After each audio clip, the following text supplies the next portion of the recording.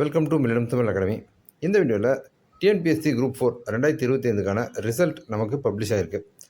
So நம்ம என்ன rank இருந்தால் இந்த 2025 நமக்கு குரூப் 4 மூலமாக வேலை கிடைக்க வாய்ப்பு இருக்குது அப்படின்ற முக்கியமான இன்ஃபர்மேஷன் தான் இந்த வீடியோவில் நம்ம பார்க்க போகிறோம். ஸோ வீடியோவை ஸ்கிப் பண்ணாமல் பாருங்கள். நம்ம சேனலில் வரக்கூடிய latest government job, government schemes பற்றின அப்டேட்லாம் நீங்கள் தொடர்ந்து தெரிஞ்சுக்க நம்ம சேனலை சப்ஸ்கிரைப் பண்ணிக்கோங்க. இந்த யூஸ்ஃபுல்லான வீடியோவை உங்கள் ஃப்ரெண்ட்ஸ் நிறைய பேருக்கு ஷேர் பண்ணுங்கள். ஸோ டிஎன்பிஎஸ்சியுடைய அதிகாரப்பூர்வ இணையதளத்தில் நம்ம வந்து அந்த ரிசல்ட்டை பார்க்கறதுக்கான லிங்க் தான். ஸோ இந்த லிங்க் வந்து நான் உங்களுக்கு டிஸ்கிரிப்ஷனில் கொடுத்துறேன். ஸோ இந்த அஃபிஷியல் பேஜ் ஓப்பன் பண்ணிக்கோங்க. ஸோ இதில் வந்துட்டு மதிப்பெண் மற்றும் தர வரிசை நிலை, மார்க்ஸ் அண்ட் ரேங்க் பொசிஷன் ஒரு ஆப்ஷன் கொடுத்துருக்காங்க. ஸோ அதை கிளிக் பண்ணிங்க அப்படின்னா உங்களுக்கு வந்து இந்த பேஜ் ஓப்பன் ஆகும். ஸோ இதில் போய்ட்டு நீங்கள் உங்களுடைய ரிஜிஸ்ட்ரேஷன் நம்பர், உங்களுடைய டேட் ஆஃப் பர்த், உங்கள் சர்டிஃபிகேட்டில் இருக்க மாதிரி உங்களுடைய பிறந்த தேதி அதை வந்து நீங்கள் கொடுத்துருங்க. அதுக்கு கீழே வந்து ஒரு கேப்சா கொடுத்துருப்பாங்க. ஸோ அவங்க என்ன லெட்டர் கொடுத்துருக்காங்களோ அதே மாதிரி கேபிட்டல் லெட்டர், ஸ்மால் லெட்டர் அதை போட்டு நீங்கள் டைப் பண்ணிவிட்டு அதுக்கு கீழே சப்மிட் கொடுத்தீங்க அப்படின்னா உங்களுக்கு வந்து உங்களுடைய அந்த ரேங்க் லிஸ்ட், அதாவது உங்களுடைய மார்க்கு மற்றும் உங்களுடைய தர வரிசை நிலை, உங்களுடைய ஓவரால் ரேங்க் என்ன, கம்யூனல் வைஸ் ரேங்க் என்ன அப்படின்ற அந்த பேஜ் வந்து உங்களுக்கு ஓப்பன் ஆகிரும். ஸோ உங்களுடைய ரிஜிஸ்ட்ரேஷன் நம்பர் மற்றும் உங்களுடைய டேட் ஆஃப் பர்த் போட்டு நீங்கள் வந்து உங்களுடைய அந்த ரிசல்ட்டை ஓப்பன் பண்ணிங்க அப்படின்னா உங்களுக்கு வந்து இந்த மாதிரி ஒரு பேஜ் ஓப்பன் ஆகும். ஸோ இதில் பார்த்தீங்க அப்படின்னா உங்களுக்கு ஓவரால் உங்களுடைய ரேங்க் எவ்வளோ, கம்யூனிட்டி வைஸ் ரேங்க் எவ்வளோ அப்படின்றது இருக்கும்.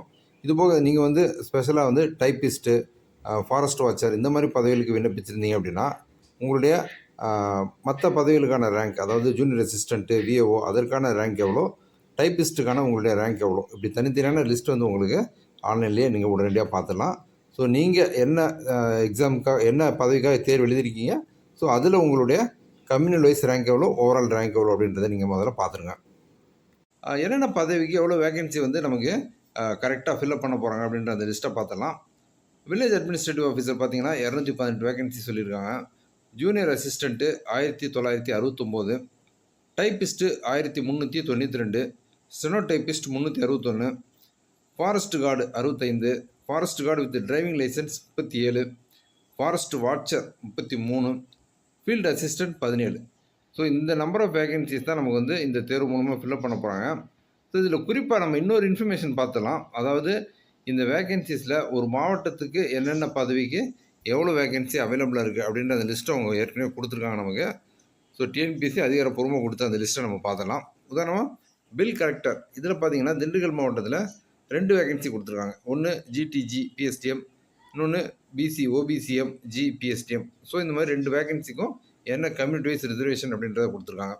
ஸோ அதேமாதிரி பில் கலெக்டர் மயிலாடுதுறை மாவட்டத்தில் எத்தனை, நாமக்கல் மாவட்டத்தில் எத்தனை, ராணிப்பேட்டை எத்தனை, சேலம் எத்தனை, தென்காசி எத்தனை, திருநெல்வேலி எத்தனை, தூத்துக்குடி எத்தனை. ஸோ நீங்கள் வந்து உதாரணமாக ஒரு குறிப்பிட்ட பதவிக்கு நீங்கள் வந்து நீங்கள் அந்த வேலையை நம்ம தேர்வு செய்யலாம் அப்படின்னு நீங்கள் இருந்தீங்க அப்படின்னா, ஸோ நீங்கள் வந்து உங்கள் மாவட்டத்தில் எத்தனை வேகன்சி அவைலபிளாக இருக்குது, என்னென்ன கம்யூனிட்டி வைஸ் ரிசர்வேஷன் இருக்குது, ஸோ நம்ம மார்க்குக்கு நம்ம கம்யூனிட்டி அந்த கம்யூனல் ரேங்க்குக்கு நம்ம மாவட்டத்திலே கிடைக்க வாய்ப்பு இருக்கா அப்படின்ற வரைக்கும் நீங்கள் ஓரளவுக்கு நீங்கள் இந்த லிஸ்ட்டை பார்த்து தெரிஞ்சுக்கலாம். ஸோ இதேமாரி பார்த்தீங்க அப்படின்னா உங்களுக்கு பில் கலெக்டர் பதவியிலேருந்து எல்லா பதவிக்கும் எல்லா மாவட்டத்திலையும் என்னென்ன வேகன்சி அவைலபிளாக இருக்குது அப்படின்றத நீங்கள் ஆன்லைன்லேயே பார்த்துட முடியும். ஸோ நம்ம வந்து அடுத்த கட்டமாக இந்த சிவி லிஸ்ட்டு, அதாவது சர்டிஃபிகேட் வெரிஃபிகேஷனுக்கு ப்ரொஃபஷனலி யாரெல்லாம் செலக்ட் ஆகிறாங்க அப்படின்றத பற்றின இன்ஃபர்மேஷன் வந்து டிஎன்பிஎஸ்சியை கொடுத்துருக்காங்க. உதாரணமாக list of registered number of candidates provisionally admitted to the on screen certificate verification will be published in the commission subject shortly, and the intimation for the same will be sent to the candidates only through SMS and email. Individual communication will not be sent to the candidates by post. So வந்து யாரெல்லாம் professionally select ஆகிறீங்க, அதாவது இந்த வேலைக்காக அந்த certificate வெரிஃபிகேஷனுக்காக தேர்வு செய்யப்படக்கூடியவங்களுடைய பட்டியல் வந்து நமக்கு ஆன்லைனில் விரைவில் பப்ளிஷ் ஆகும். ஷார்ட்லி அப்படின்னு சொல்லி கொடுத்துருக்காங்க. ஸோ அதிகபட்சம் நம்ம வந்து ஒரு வாரம் 10 நாள் அல்லது ஒரு 2 வாரத்துக்குள்ளே நம்ம வந்து அந்த சிவி லிஸ்ட் வந்து நமக்கு ஆன்லைனில் பப்ளிஷ் ஆக வாய்ப்பு இருக்குது.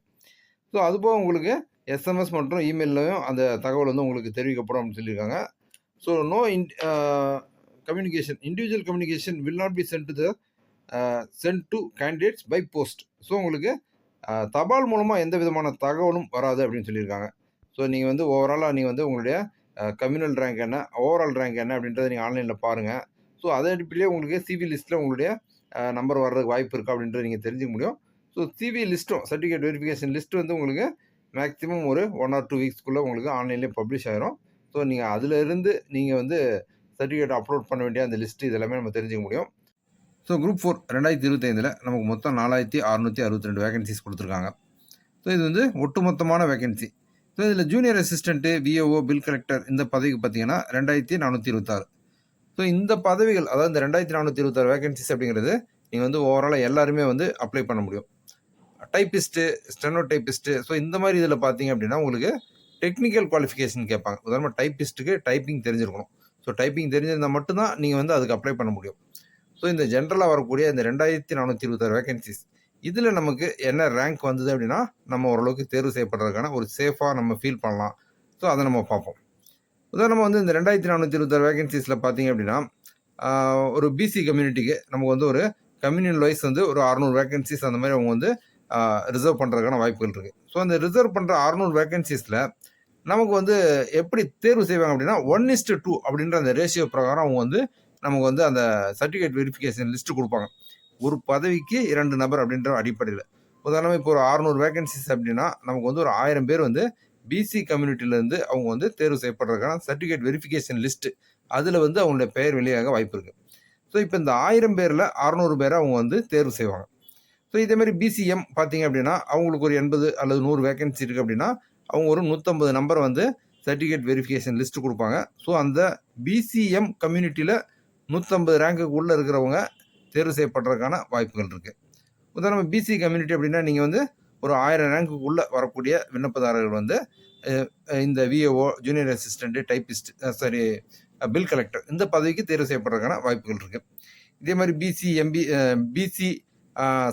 எம்பிசி டிஎன்சி அந்த பதவிக்கு பார்த்தீங்கன்னா ஒரு 400லேருந்து 500 வேகன்சிஸ் வந்து அவங்க எடுக்கிறாங்க அப்படின்னா அந்த பதவிக்கு 2 மடங்கு அளவுக்கு அவங்க வந்து சர்டிஃபிகேட் வெரிஃபிகேஷன் லிஸ்ட்டில் வந்து அவங்களுடைய அந்த லிஸ்ட்டில் நம்பர்ஸ் வந்து கொடுப்பாங்க.